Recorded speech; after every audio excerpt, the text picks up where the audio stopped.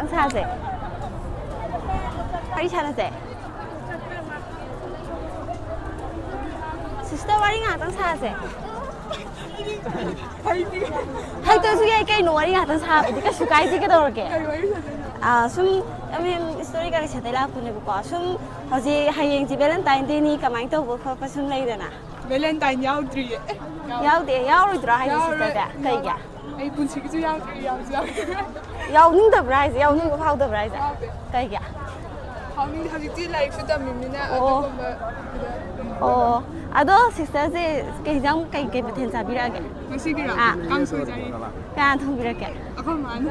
Sam hao de ma le de. Ado sister se yau chang ka no la ko dui se kamai phau kai phau bi ga. Yau chang di am pa me yau chang di. Ado thaban so mo ko pa thing tra ga di kai khan bi nya. Thing up tra di am ngai ni hai di jahi khudeng ye dum chong la ko ni chong da. Oh ado sister se ho se kai gi no Valentine Day yau bi ro hai su wa hai yau bu kai ke ba. Yau bi ba yai de na sum nu ngai bu ko ni na. Jahi sudri. Jahi sudri ya oh ado yam nu ngai jare sister story ka se sum na tong nu ngai wai san jam ni nu ngai de tung da su nu ngai boi bi ko. Tong wai san na ba ya ko tro. Ka ta san na je sister. Thiên nó gạt minute làm tăng cái số cây nó tao rồi. Bao nhiêu ngàn tăng san này thế? Ya cái cây nó. À tôi số gạt tăng minute làm tăng coi rồi. Khoai xe rồi kén tao rồi. Tăng san này thế ba? Thôi ya. Sister ơi ngạt tăng mấy san này thế? Group ơi nào. Nguyện lên thì khá là. Ya rồi draw. Bao nhiêu ngàn tăng san này thế sister ơi? Ai?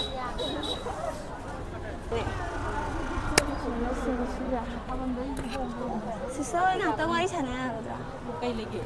Sum wari sana ba ngạc tông ya kodra. Ya Em story ka lisan de. Sister je hoji kai tu piru bino. Khoi je hoji bazar da gi ne phi ron ho lai ri ne. Hayeng Valentine je ahalo kan no tawro ju chine ki tang oi ju yaw ba yaw da ba. Yaw doi ne. Yaw doi ne. Makhan anu ngan de ma. Khoi nupi nga ta ni da. Ado kai ma then ja bi ra ki sister ja. Khoi ai nga si gi di ne ngarang nga ren ama ne.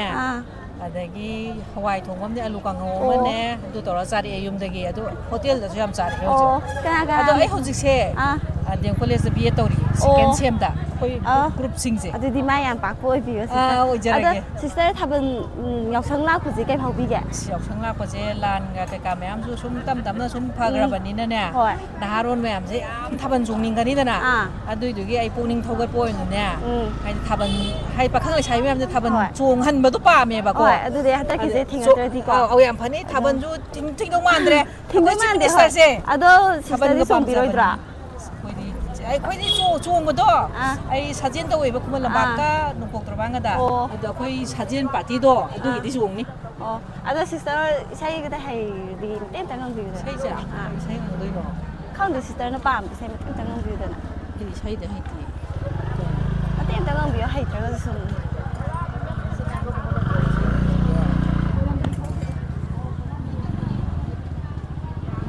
Thabal ki lấy năm se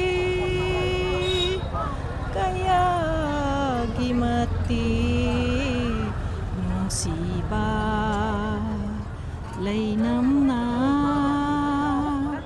lạc pa se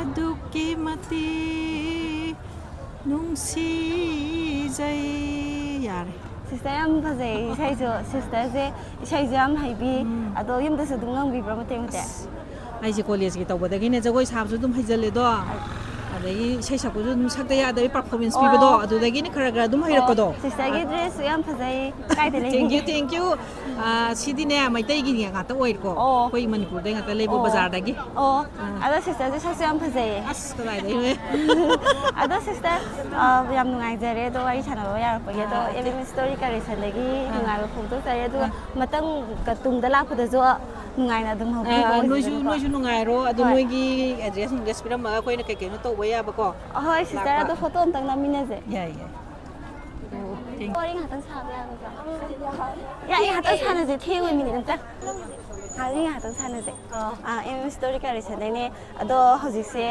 hayeng Valentine Day la khu jo khan je kai phak bi ge nungai di dum phawng e do Okay, hai din no. Ado somdi kay hobby ge. Ai si am nungai ba phase. Ado somse dum lak pi hang budi ai dana. Somdi kay hobby ge.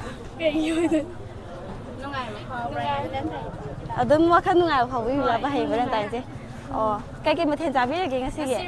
Cái ngã thùng cái sài. Ngã thùng bả? Cái nào thùng kì? Anh nó thùng nghe tụi anh nó năng nào bả? Yam trái hình dáng thùng và hình đối mà. Đó sister ơi, dọc sân lạc của gì cái phao bị vậy? Đó số tụi nó ngay phao về cũng mấy harau. Cái hai đại lạc của đã, quay số tụi harau giờ bữa tối sai được không? À bên số ní khăn bên đã harau phao bra. Bên số nghe bên harau bữa phao thế. Đó cái nó hata ki lang gì thình gì bữa đó, tụi mày nó thình ở trái cái đi phải ní khăn bên trái khăn. Tụi mày thình ở đi cái hai đại, quay số ngoài bằng đồ khăn gì đó nè, lan cái lạc sân. Đó thằng đó cái nó tao cái gì, hỏi, đó sister ơi cái gì chả nào em ngài đấy hay một thằng cái nó đã chúng ta đừng ngài vô biểu sister. Sister ơi ngài tao chả nào em rồi. Tôi đi cái sân đấy này quá, xong ngài tao qua đi sân này vậy, xong qua ngài xuống đây rồi nè, ya cái sự cái gì rồi, đó cái mà thêm giá biết là cái, imam sao? Mà sao em sẽ cái chú này đúng phải gì mà sao? Đó hay chứ Valentine đi Valentine đi đó anh cái bữa rồi nằm sớm mà này đó, xong nhung đã cái xong nuôi và xong lấy không đâu. Không có quay ngoài không có một này thì biết mà nào có mày làm gì được. Nhưng đã na về học bagi. Đó, học sinh mình cũng đi cái máy cái học bì cái, học sinh là phải harau, bắt đầu cái nungai vậy. Thôi anh thấy đi đâm harau làm cái này qua. Irang kurang cái này bữa nay ada juga saya kayak kan tahu betul. Hay học sinh là cái đầu cái nungai học bì cái. Anh thì học ở chống thần đi khăn bên ngoài.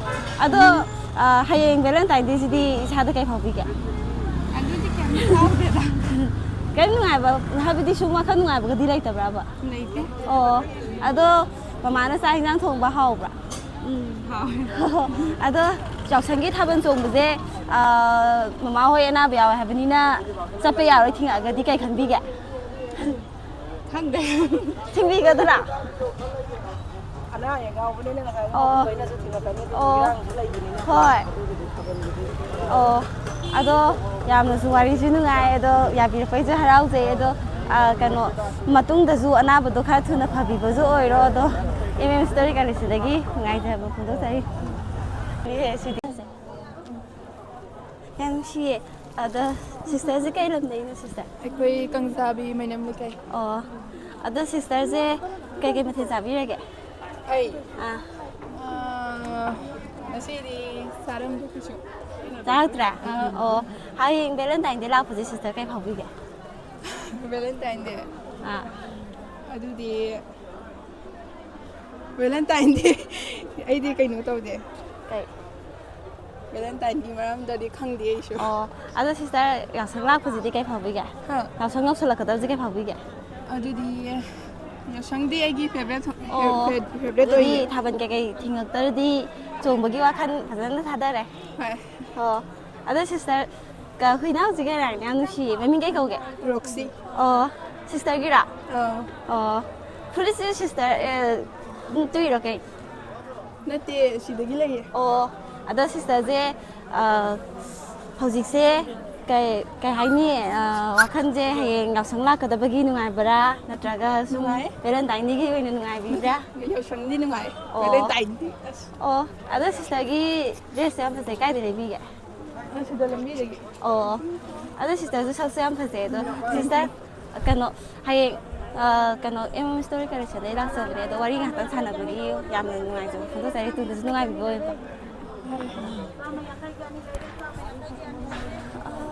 Tao anh hàng tao sai là với à rồi ta. Ya biết. Ê, ngà tao anh sai là gì cái gì sister. Đó sister. Đó cái tao. Đó sister cái làm đấy nó. Camera nằm đây rồi. Anh nằm chơi. Cái số u rồi sister. Tao anh hàng tao sai là với à rồi ta. Sister cái làm đấy nó.